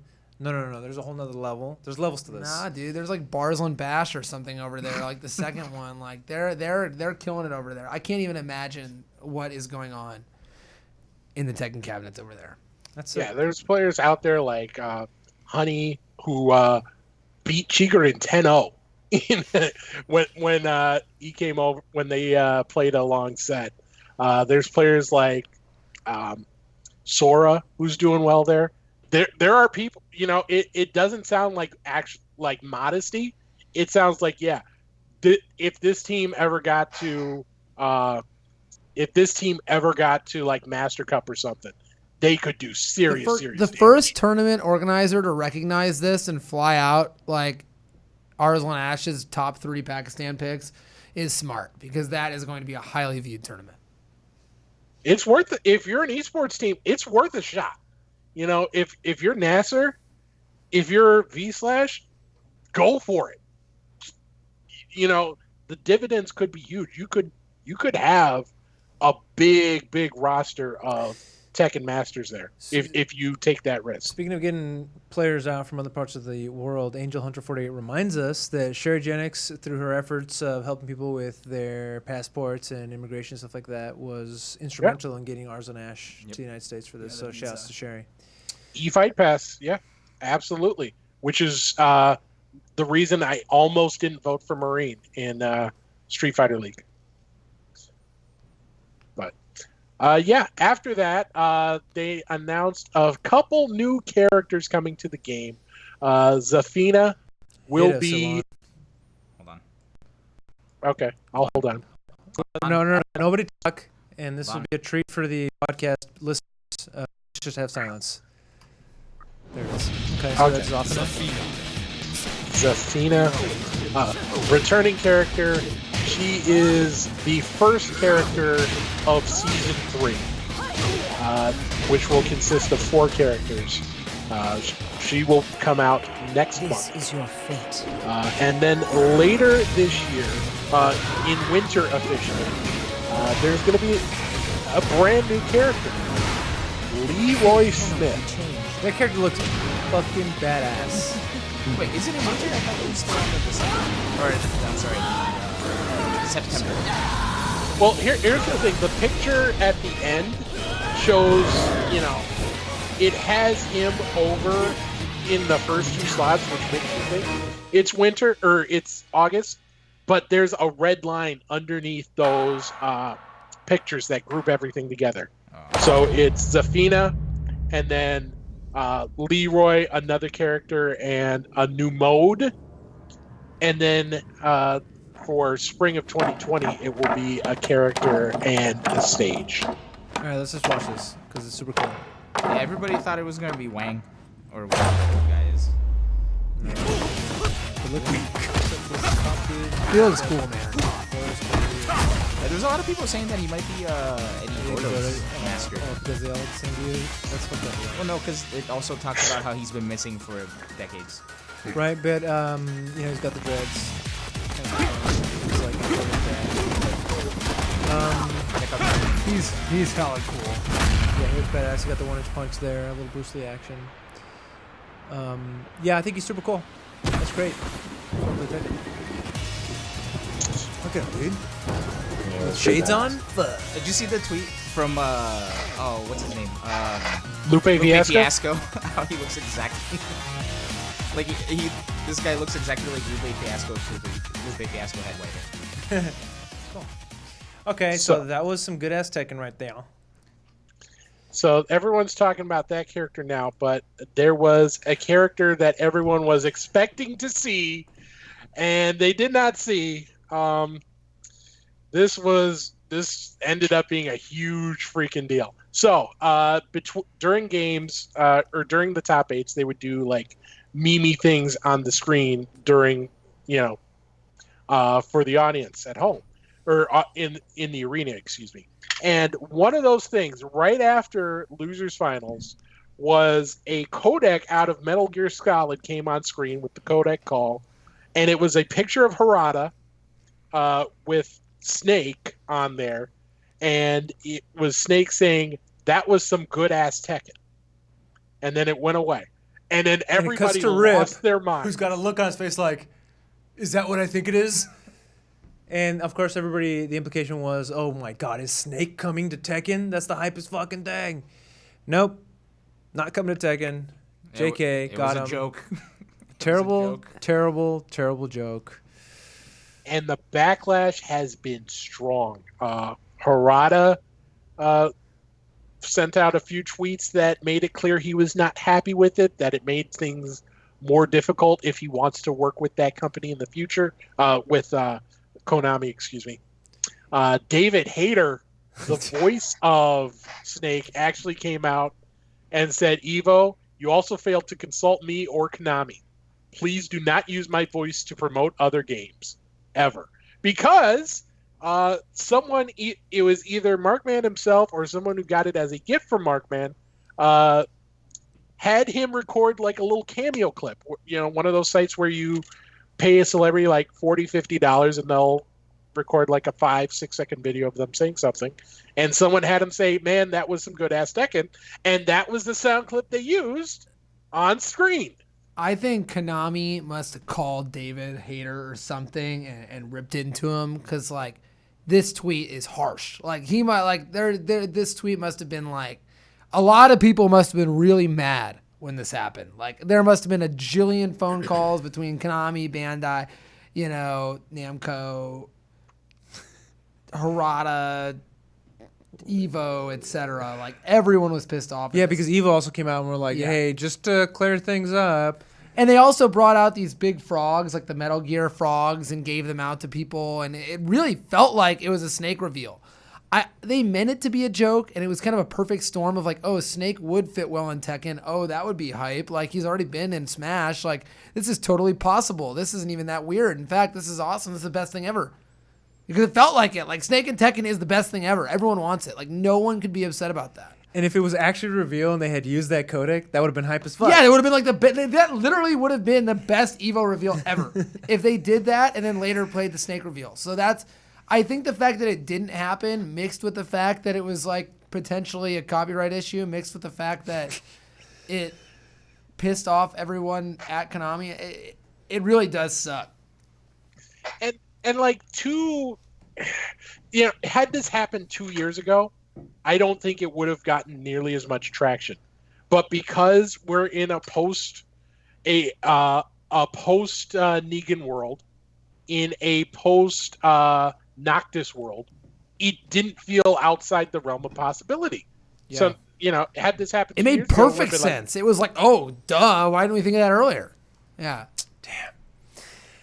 So anyway, let's poo-poo that no more. Let's move on to the main game of EVO 2019, and that was Super Smash Bros. Ultimate. It was the one that closed the show. It ended with the winner we all expected, but not in the way we expected. MK Leo entered the grand final, or entered top 8 on the loser side, sent there by Kameme from Japan, one of 6 Japanese players to make top 12. But then he ran a train over everyone up until Tweak. Tweak was up in grand final 2-0. He was up 3 stocks to 1. MK Leo was on his last life. And then he just flipped the switch, brought that match all the way back, won the next 2, and then swept the reset 3-0. It was just an absolute... It was like night and day going between those two. Beautiful. But again, we see international presence. You had Mexico, you had USA, you had Glatoni and France making the top 3. So just showing that it's not just the US anymore. It's not just Japan anymore. It's everybody. That's great. That's what I love so much about EVO, because so many more people you'll see there. Granted, MK Leo does travel to a lot of events, but it's fantastic. Are there any other, because the meme is, King of Fighters is the game that Mexico plays, but are there any other games that you can think of currently where Mexico is anywhere near this level? I mean, this is the top where MKLeo Yeah. is blatantly and by a margin the best Smash player in the world. I would say Mexico is pretty strong at fighting games in general, though. Right, but like this This is the is the first time I best. see Mexico He's in the the top best. 8 at Evo. He's the best. It's not the first time Mexico's made a top 8 at Evo, though. There were several Mexican players In who King made of top Fighters. 8 in Marvel vs. Voila. Capcom 3 in King of Fighters. In Marvel vs. 3, we had Fruitsy, we had Tequa, we had various people who made Like top 8. Captain America Yeah, and so. all right. Right on. Anything else to be said about Smash Brothers Ultimate? There was no reveals there. Not really. They're doing another Smash Open online. This one's going to be a little different because it is 2 out of 3 games, and items are off. So little closer to the rule set that tournament Smash players are expecting. So Hey, We'll see if we that- still have like a solid 15 minutes of episode left, and we're already at our limit, so we're gonna go a little bit late. Shout outs to Ultra Chen. I hope that they're taking the day off, or if I just 'cause I don't want to eat into believe their time. Yeah, I'm pretty sure they're off. They usually never do a show after Evo. or Okay, right so after. then let's go briefly through the what to watch, so we can talk about our final topics. Yeah, so the things don't rest. You've got Super Smash Con starting Thursday, and a couple of online tour events. CPT on Saturday, and then the Dead or Alive World Tour has its first online event starting Sunday. Top 8 will air on Tuesday, midday if you're in the U.S. because it is a Western Europe top 8. So, couple things to choose from this coming week. And since we're on the topic of Ultra Chen and James Chen appears to be in the chat, I just want to say that I thought he was looking extra sharp. His haircut was nice, and that his It was very commentary nice. was good. And I'm going to give him credit for having a stiff upper lip and not doing the meme of crying after grand finals, even though S-Kill really was baiting him into it. Thank you for staying strong, James Chen. You helped me stay strong. All right. Let's get into some of the results of our fantasy picks. We shall see how it went. Do we really have to? Yes. This is horseshit. I don't accept this. What do you mean? Oh, yeah, okay. I had Omasu or whatever. I don't fucking accept. This is stupid. Wait, why is Kyame 100 points? He got second. Uh, I won! What the hell? comment? Oh shit! Yeah. I was like, how did I get first, second, and then 113th and not win? There you go. What's up, Steve? Look What's at that up, eagle Steve? eye. I spotted it instantly. I have no idea how that got there. I can't believe it. I was like, how did I lose? I literally guessed the first 3 Evo champions in a row. And I was like, there's no way I didn't win this contest. And lo and behold, my non-acceptance has turned into fact. And Mike won. He won. Sorry, John. Yeah, get fucked, John. Infectious wins. You know what? It's been a long week. So we owe you John, two time pizzas out. Let's now. give John the floor. John, how do you feel about this? We go live to reaction here. John Velociraptor Guerrero thought he had won the fantasy pick. However, he has just learned moments ago that he in fact got second place due to a clerical error on behalf of Steve Ace King Offsuit Jurek. John, your reaction, please. Steve, this is what you've done. This is what you have caused. John is leaving. John, I thought I was the one leaving the show. John, please come back. John can have my pizza. I don't need it. All I needed was to know I'm the best. Okay. I predict Evos. I predict champions.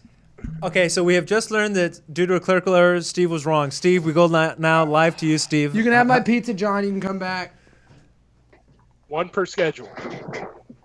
Steve, John, please put your headphones back on, John. John, can you hear me, John? Yes. John, I understand why you would want to get up and walk away, and that this is a difficult time for you. I'm going to ask that you please collect yourself and give us your opinion on how you're feeling right now. Give us your thoughts. This sucks, man. I really waited all weekend long. was like this epic comeback where I thought Dante was going to win too. And then I get this message. It's like, well, if MKLeo wins Smash, John wins. But if not, so I tune into the stream and it's this epic conclusion and he wins. And I'm like, yes, I'm going to get a pizza and I'm going to throw it away on stream, like in the trash in front of Di. I had this whole thing planned out. And now, like, I wouldn't have even shown up today if I thought I had lost. John, what do you want to say to Steve, though, is what I really want to know. I mean, I think you're quitting. I'm firing Steve, and I'm quitting myself. So Donka and Alon, you guys have fun. You're really good at what you do. All right. Well, those are the results. I feel like I should feel bad, but I don't. So that's what I'm gonna say. Those are the results for the panel. I hope that the math is correct on the results of the fantasy draft for our viewers, because that's what we're going to go to. Well, next. they kicked my ass. Yeah. So this doesn't impact who won. It is Ryu Dragon 29, who got 4 out of 5 winners. Got Goichi Infiltration, Bonchan, and MK Leo. Damn. He also got Ni, who finished second. So it was almost a perfect score for them. Sheon 26 finished second, and they all kicked our butts. Everyone kicked my butts. I didn't even get 300 points. Both your butts? John doesn't even know who he picked, and he beat me. All right. So Ryu Dragon, congratulations. I've already talked to him. We're gonna get him the pizza pretty soon. And then for I don't have a graphic for this. For our bold prediction, we are going, if I can pull it up. We're going to cancel it because they leaked the Street Fighter V stuff, and that's what somebody's bold prediction was. But they made the prediction about 12 hours before the leak was out. Okay, what was the prediction? Let me hear it. Do you have it listed that there? Street Fighter V reveals 3 characters. Wow, what a bold prediction. Well, pretty much everybody else got it off. Shoutouts to Kwanzaa gifting a tier 1 sub to Ryu Dragon. Hey, thanks. Okay. So is there anything else to be talked about, or can I get into my block grab? Go to your block. Oh, actually, there was a trailer. I can't believe we forgot about this one, dude. This is the most important trailer that we've ever had. Are we allowed to show this one? Dude, we are. Yes, I asked permission. Okay, good. So we have a brand new Crab Fight trailer that actually just dropped while we were on air. I sent it to Alon earlier. You got it ready? Yeah, I got it. Here we go. Okay, so you got to react to this live. Efren, I wanted to get you the nice post-produced video that all your years of service and content creation in the FGC absolutely deserves. Unfortunately, we're still coming off EVO week. I'm still stuck in Vegas. I'm at an airport. This is the best I can do. With that said, though, I heard it's your last day on Best of 5. You will be sorely missed. But I'm glad that if you're going out on your own terms and moving on to something that I hope is a blessing. Much love. Looking forward to hearing about whatever's next. Efren. I thought that was going to be the Fight Crab trailer. I'm actually disappointed. Not just teasing. That's where did that come from? Who got that? Was that you, Steve? Yeah, I let him know, and he wanted to send a message of thank you. So. Okay, so can we play the real Fight Crab trailer now? Okay, go ahead and play the real Fight I was about to have a Crab sentimental moment, but sure. Hey, Efren. God damn I it. remember meeting you. Hold on. Hey, Efren. I remember meeting you years ago at the ill-fated Anime Matsuri Texas Showdown. Yeah. Yeah, wasn't the greatest event, but I remember meeting you there, and I remember you saying that you wanted to do some big things for the FGC, and you know, with the Best of 3 show and the Best of 5 show, I feel like you accomplished that, and accomplished that well. So when I hear now you're saying basically you want to do big things for your family, I'm, you know, positive that you're going to do just that as well. So we're going to miss you on Best of 5. And, you know, hope you stick around in the FGC for just a little bit, you know, just to keep track of what's going on, because, you know, never know, you might want to come back or something. But no one ever truly retires from the FGC, okay? But again, we're going to miss you, man, and hope you stay in touch. Talk to you later. Damn. Shoutouts to James Chen. I do remember that. You remember that Texas Showdown, Anime We Matsuri. do. I remember it like it was I yesterday. I interviewed James Chen at that at that tournament for a piece I was doing on Broly legs, and like he was like laying down the context for how impressive it is what he does, and actually I could go on and on and on and on and on about the impact James Chen specifically has had on my efforts in the FGC back when I started with my little YouTube channel doing interviews at different places. But I do want to say thank you. I didn't get a chance to say thank you to Rick for that kind message. And again, I have a lot of nice things to say about JC Hensor. Usually at Texas Showdowns, I would get a chance to talk to him.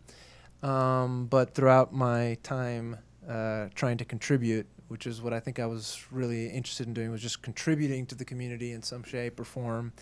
I can call back to James Chen as an inspiration to keep going. And I actually, it's rare, but I've gone back and listened to some of these interviews that I've done with James Chen, and they're still inspiring. I remember him talking about, I mean, it's just, he's just very excited, and he has the ability to transmit that to others, and I was bit by that bug courtesy of James Chen. So thank you very much for those kind words. I appreciate that. Are we going to watch a Fight Crab trailer, Elon? Nah, that's all I got. Okay. You don't actually have the Fight Crab trailer? I do have a block grab, but since we're getting a little sentimental here, I will say that well, I mean, what is there to say, right? The fighting game community welcomes all. I've made a lot of friends in the fighting game community down in South Texas. That's where I met Broly back in the day. And then when I came to Austin, when I moved to Austin, my first stop was Arcade UFO, and I made a bunch of friends there. And I'm very grateful, you included. And again, I was like, well, I'm never going to be a top player, but, and I think a lot of people might share the sentiment. It's like, but how can I contribute, right? Maybe not by bringing hype-ass matches to the masses. And again, that's when I started doing interviews at tournaments and interviews with players, local and, big-time guys.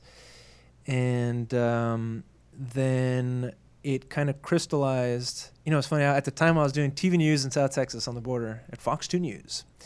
And I would always try to convince the sports guy to do a piece on this local FGC tournament. And he's like, are you retarded? Like, sorry for using that word. But the point is he was like, no, that's not news. And nobody cares about that.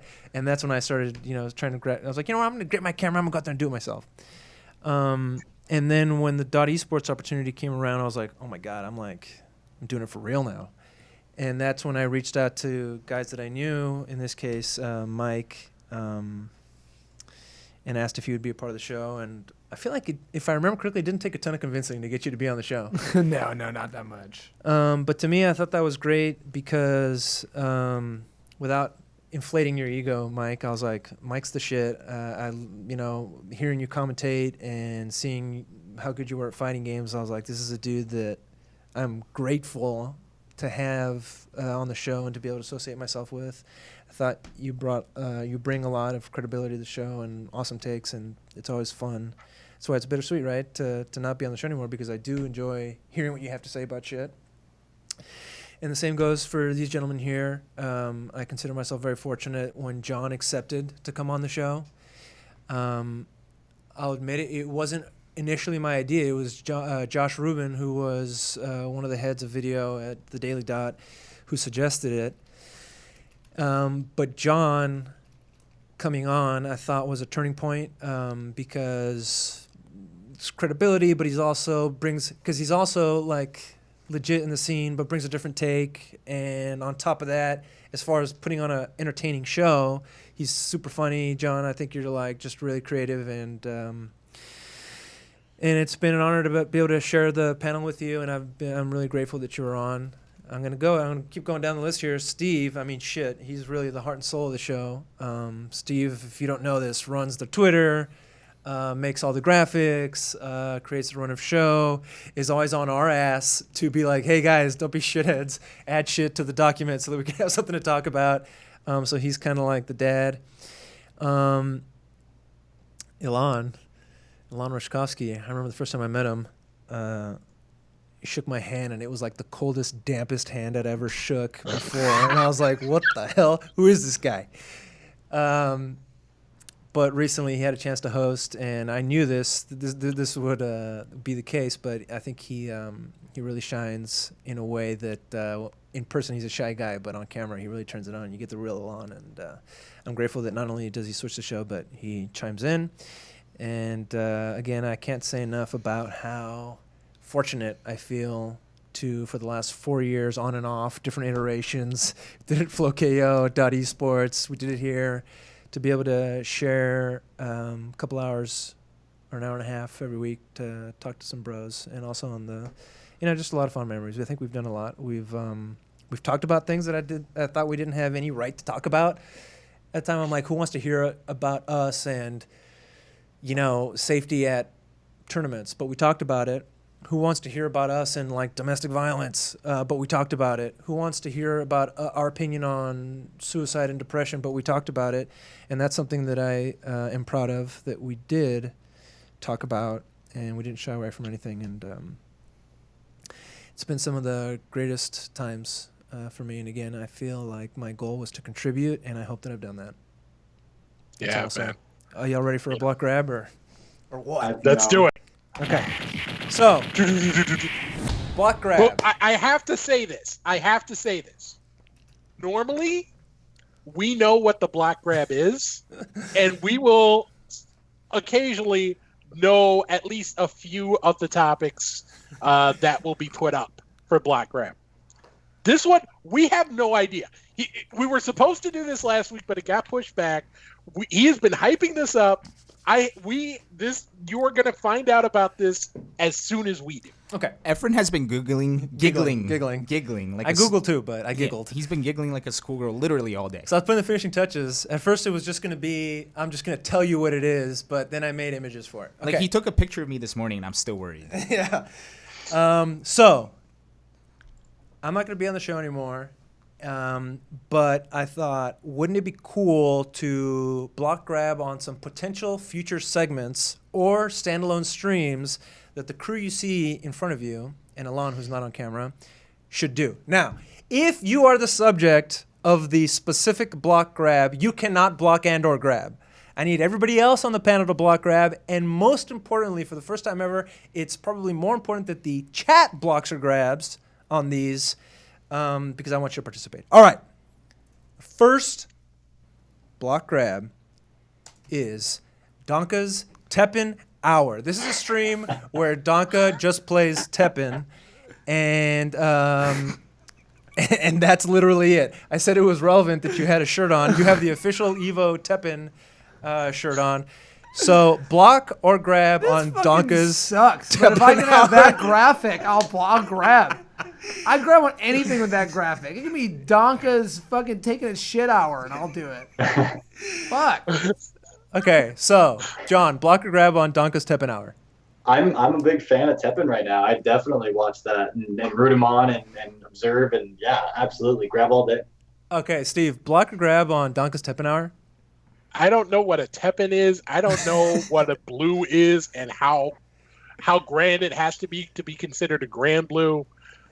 I don't know. I don't even know what a Yu-Gi-Oh is. But that graphic, I got to see more of it. So I'll grab just solely on that. So here it is, and you see the big Donka face fades in. Here, check on the right. There it is. I mean, grown-up Mike is grabbing on Donka shitting, so I mean, he's a fan favorite for Can sure. I have this? We put him up there doing anything. Yes, okay. I will export this as a video and give it to you. All right. Thank you. Elon, block or grab on Donka's Teppen Hour. Hella grab. Teppen's cool. Okay, now, chat, I'm seeing a lot of grabs, but I did see some hard blocks, hard passes up here. But in general, it looks like a lot of grabs. Okay, next block grab. This is, I don't know if you guys know, but on occasion a new game will come out and Elon will be like, hey, I'm going to get the game and I'll stream it on the Best of 5 stream. So here is the next block grab show. This is Elon's streaming show, and it is titled, Is Anyone Watching? Oh my God. My Mike, God. block grab on Is Anyone Watching? What's the theme? Is What this is he just doing while Elon? this It's show's just going on? Elon Is he just streaming. like kind of checking? This is just Elon playing a new game.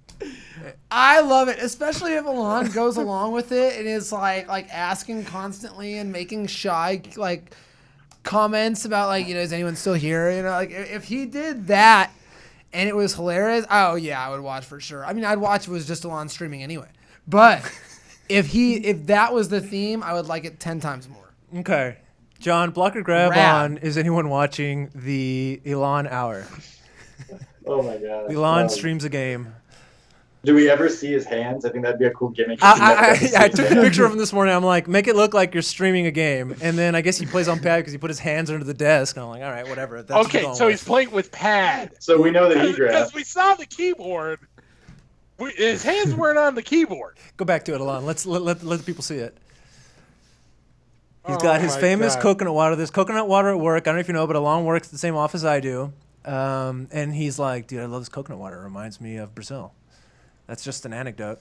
So who's blocking or grabbing next? Is that you, Steve? Yes. No, John was up. I'll just say grab. Absolutely, grab all day.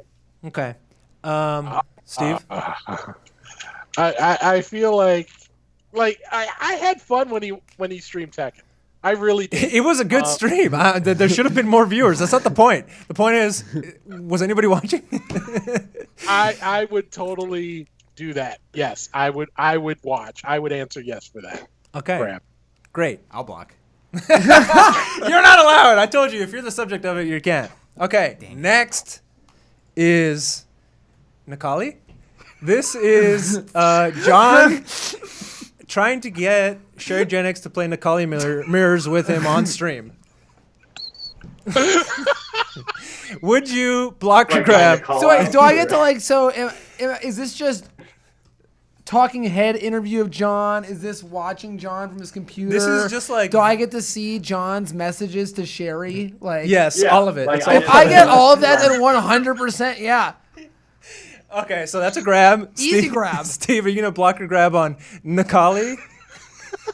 Oh, and like, I and get- Driftwood wants to play Nikali mirrors with John, but John's like just doesn't care. Oh, it sounds great. In that picture, we were at Super Arcade and we were wearing just like really short shorts along with those like dressed up tops. It was like Skype interview date or something like that. But It just looked- know that, yeah, we weren't wearing basically anything on the bottom. It looks like you guys are preparing to go to a freaking Big Bad Voodoo Daddy concert. So that's a grab then, Steve? I guess. I mean, I like their songs, so sure. Grab. Elon? You know what? I'll grab. It's fine. Okay. And I Chat, know we got a this lot is of gonna grabs come in back chat, but right. definitely some blocks. Okay. Next block grab. This is the Affair Center podcast brought to you by Affair Center. And it's basically if John gets all of the staff of where he works to do a talk show where they talk about fighting games, and it's called Affair Center Podcast. What do you guys think? I don't think anyone would ever watch that. It's an audio podcast. I'm pretty sure that would be a bad idea, and that would be almost the exact same as what we do on the show that he's also on. So, I mean, I've got a block. It sounds like an Ashley Madison why ass would- thing where we talk about people cheating on each Why other. would anyone ever start another podcast when he's on one? Dude, I hit up with the thesaurus and typed in first. I typed in event, and then I typed in hub, and so this is what we got: Affair Center podcast. We're getting a lot of blocks on this one, so you're blocking officially. Block, never. No, none of that. Steve, are you gonna block or grab on Affair Center podcast? You know what? I wouldn't listen to it, but if you're going for like the cheating angle, I think there's room in the market for that. So I'm grabbing on its existence, blocking on my consumption of that. Elon, before you block or grab, can you please go back to the graphic and appreciate my craft work here? First of all, I replaced the E with an A, and then I covered Event Hubs with Affair Center, really small there near podcast. Why did you round out the top of the background? Don't worry of the about A it. and not the Don't bottom? worry about it, dude. That's not important, okay? So you're going to block or grab on the Affair Center podcast? I'll only grab if it's actually about affairs. Okay. Okay. Are you guys ready for the next block grab? I This don't think we're is ever- Donka's Fashion Tips and More. Oh, I was so and skinny back then. This is Donka. He'll tell you what you should wear. He's got tips for streetwear, what's hot, what's not. Sometimes he'll go to the dollar store and pick out clothing. Block or grab John on the Donka's fashion tips and more. Sure, I'll grab the shit out of Donka's fashion tips. We're getting a lot of grabs in the chat here. Steve, block or grab on Donka's fashion tips and more? It depends on what the more is. Okay. The lore is, what's the lore? Is there any lore to this, Mike, that you can add? You I have feel very like interesting I've fashion. let the stream down, and I used to wear a lot better shirts, and it's been a while. And this might be the catalyst. This is a Donka only stream. It's like those like lifestyle streamers and shit. You're gonna go out into the Buffalo Exchange. You're gonna get your $1 shirts. The works. Is this part of the Teppen Hour, or is this separate? This is the after hours Teppen stream. Where no Teppen is played, you're just giving us fashion tips and taking us shopping with you. Can I give John fashion tips to get Sherry to play the calling Yes. with him? I'd be offended if you didn't. Okay. So, John, are you blocking and grabbing? You said grab? I'm grabbing. Steve, you're grabbing? Grab the tips. I feel like I gotta grab. Okay. I'm Elon? not a fashionable guy though, so I Yeah. mean, that V-neck's looking good. Yeah, I'm not a fashionable guy either, and that's why I'm gonna grab. I need some help. Okay, so looks like that's a resounding grab. This next one I think is, I don't know, I think it might be the best thing I've ever done in my life, which is come up with this segment. oh god. This is Steve, Steve's sexy schedule making, and Steve has the deets you need. This is Steve making calendars and it's just basically, it's just him sitting there DMing people. Hey, can I get the schedule to your event? Because I want to make a. He puts in calendar."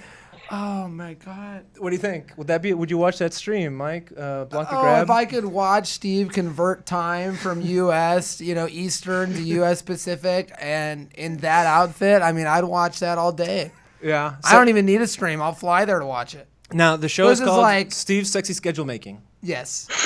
And it's Can we Steve move has the where deets the you V need. is Steve has on the the deets. you screen? need. No, we can't. So you're gonna grab on that? I'm grabbing the deets. Okay, grab that deet. John, would you block or grab on Steve's Sexy Schedule Making? And no one would ever block on Steve's sexy schedule. That's just an axiomatic truth. This is a real picture, by the way. I did not shop this. Not doctored at all, except for that Steve's a doctor. Yeah. I did add the fire in the back, but the rest is a real picture. Elon, could you block or grab on this, please? Yep, I'm all down for Steve's deets. Now, I told you, Johnny on the spot, if you wouldn't mind zooming in. I just want you to see a close-up of Steve's face, because he's got a real sexy look on his face with a little bit of tongue action sticking out. Ay, papa. Yeah, buddy. I want those deets. I appreciate you for zooming in, but not cropping out the nipples, because that's part of the fantasy for me. Okay. And then, last but not least, that was resounding grab. Everybody's grabbing that. We have one final segment. It's called Top 8. And before a top 8 of any major tournament, these boys hop on stream and talk about it. Oh, like a real thing? Mm-hmm. Is my Twitter handle spelled right? Ace in That was I missed that part. I missed that detail. This looks like fucking garbage, dude. Like, there's no flames. There's No flame, no ass. My face is only on there once. Donka's wearing a white plain t-shirt. John, Can you add the bats? John's not even wearing a fedora. I don't see a lawn. Like, This Steve has a is goatee. this sucks. Wait, This wait. is awful. pre-green screen days where you could see the exercise equipment that I used to have, that I used to convince myself that I was going to use First someday. of all, shout outs to Elon for adding a little bat. That made it better. But therein concludes the block grab. This one's for the chat. Grab or block on top 8. Like, legitimately, I would love to do something like that. I've always had the idea of, if we could just, like, if there was a big tournament, like almost like an Evo. It didn't work out this year, but where all of us were around, like between games, we could hop on and just do like a quick 15 minutes, like mid-game or pre-game / post-game show. I feel like that would be kind of fun, but a lot of it is scheduling. My real life commitments usually have me tied up on Sunday. Yeah. And that's been sort of the issue with trying to do things on a different day. But it did remind me that it was a lot of fun to be on that Discord chat, and shout out to everybody who joined and was chatting it up with us. I know that we're kind of already running long and such. I will keep it quick, but you were saying your piece to all of the guys here, and just when you think of best of five, you often talk about how Steve is like, the schedule, the backbone of all of it, right? And everything that he does. And he obviously brings his stuff to the table, kind of jive off of stuff and just give some commentary and involved in the news. And Donka is very good with his analysis, and he plays the games and he brings his own point of view. And then you get to, and Alon doing everything that he does behind the, No, it's okay. You can skip switches. No, yeah. Alon's there too. No, but then, and you think about Efren, and it's like, you're not the one that traditionally goes to the tournaments, and a lot of the times you haven't even dug deep into all of the happenings. We're just talking about them and such, and I don't know. I feel that what you do in this in this space, the best of five, best of three space, like it's very hard for me to put my finger on, because in some ways, like, you're the absolute, like, most important, the glue that holds it all together. And I was thinking about, especially when we don't have you on, and we have Mike or we've had Alon, and they've done a great job. But there's like, it feels like something that, like, it's part of the identity of the show, and it always has been, right? And that's when I think about you leaving. I feel like it sucks because the show's losing part of its identity. And but you've been like a wonderful facilitator and like conductor of the show. Like, you have that ability to grab the flow of things and keep it going perfectly, like, around the room. And it's, like I say, it's hard to put that into words, but like, no one does it like you, and no one does it with such a professional presence like you. And so I've been really grateful to be on the show, and to be that you asked me on, even if it was Josh's idea that I'm just learning about right now, or today. But well, he suggested it, but I was like, it's got to be John. Right. But I really appreciate it. I consider you a friend, and it's through the show that we even met, really, in the first place. And then I got to, like, meet you and the wife and everyone, and hang out in Texas, and that was great. And we best of five, everyone from the viewers to the rest of us on the team, and everyone that's affiliated, we're really gonna miss you. Yeah, I appreciate that. I was lucky enough to catch a couple episodes of very early best of three before. I'm sorry for you. Reached out. Oh God, no! I actually loved what you guys were doing, and when you messaged me and say, "Hey, I kind of want you to be part of my fighting game team that I'm building at .esports," I was really excited about that. And I was so nervous the first time you asked me to come on the show. Because I forget who it was that backed out last minute. But, like, I was just so afraid of looking like an idiot.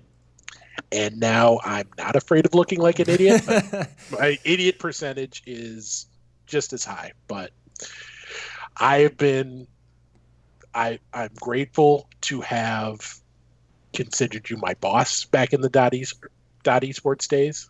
I am happy to be your partner in this endeavor, and I am thankful to be able to call you a friend, and for everything you've done for the FGC, for me, for all of us. Thank you, and enjoy the hell out of Camila. Yeah, and being able to spend time with her. Am I supposed to say something to this deserter too? No. I mean, I walked into today a little confused, almost a little pissed off. I was just like, this is Efren's show. Every time I've ever hosted the show, I feel like dog shit. I always walk out and I'm like, this sucked. Because it did. It's way worse than what you did. And I didn't get it. And I saw this segment and I heard your stories, and now I get it. And seeing you when you actually put your all into something and you have the ability to do that is just a completely different stratosphere. Not that you've done a great job every week, but I know that you don't have the time for and that this isn't what it used to be to you because it can't be. And seeing you put together those slides and how funny they were and how the segment completely lived up to what you wanted it to be, just like the show did, just like every single person you invited us on the show did, it makes sense to me and I get it. And I honestly wanted to quit when I heard you were quitting, and now I don't. Thank you, Mike. I appreciate that. That means a lot because this son of a bitch here never shows any fucking emotion. He's always an asshole. I think this might be the most sentimental he's ever been. I hope that you guys keep this going. People in the chat have been like, hey, come on and do a guest appearance every once in a while. If you guys don't do that, I can't. So there's a lot of talent in this room. My vote is for Alon to host. I know that Alon can handle it, can be funny, can bring something new to it, as well as do the job of directing traffic, which is all I was really doing on this show. And I hope that you guys embrace him the way you have us and the team. That's all I got. Love you. Thank you, guys. Appreciate you and everybody in the chat, and to Rick and James for sorry, just saw John, but to Rick and James for those messages, those unexpected and heartfelt, and I'm trying not to be a big baby about it as I walk out today. Okay, is this when I'm gonna end the show? Yes. Good night, Canada. Love you, miss you, bye.